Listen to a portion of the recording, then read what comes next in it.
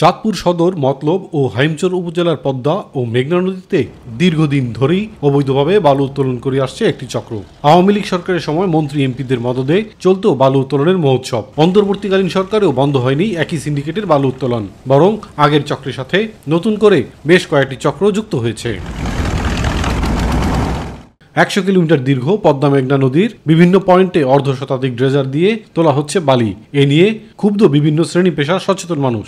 দীর্ঘদিন ধরে অপরিকল্পিতভাবে এবং অবৈধভাবে বালি উত্তোলন চলছে, এতে করে আসলে কিন্তু ক্ষতির আশঙ্কাটাই বেশি এবং ক্ষতি হচ্ছে। ওই এলাকার সাধারণ জনগণ এই বালু সন্ত্রাসের বিরুদ্ধে সোচ্চার এবং তারা কোনো অবস্থাতেই এই বালু সন্ত্রাসকে তারা বালু প্রতিহত করতে গিয়ে তারা প্রতিহত হচ্ছে না। অতি শীঘ্রই মেঘনা ও দনাগদা থেকে অবৈধ বালি উত্তোলন বন্ধে আপনারা কঠোর একটা পদক্ষেপ নেবেন এবং এখানকার মতলব উত্তরের মাটি, মানুষ ও মায়ের নিরাপত্তায় আপনারা কাজ করবেন, এটা অনুরোধ জানাচ্ছি। মুন্সিগঞ্জ, শরীয়তপুর ও বরিশাল জেলার সীমান্ত এলাকায় বালু উত্তোলন বেশি হয়। কালে ভদ্রে পুলিশি অভিযান হলেও থামেনি চক্রটি, বরং স্থান পরিবর্তন হয় কেবল। তবে অবৈধ বালু উত্তোলন বন্ধে অভিযান অব্যাহত জানিয়েছে নৌপুলিশ চাঁদপুর অঞ্চল অবৈধ বালু উত্তোলনকারী চক্রের বিরুদ্ধে প্রতিনিয়ত তাদের অভিযান অব্যাহত রেখেছে।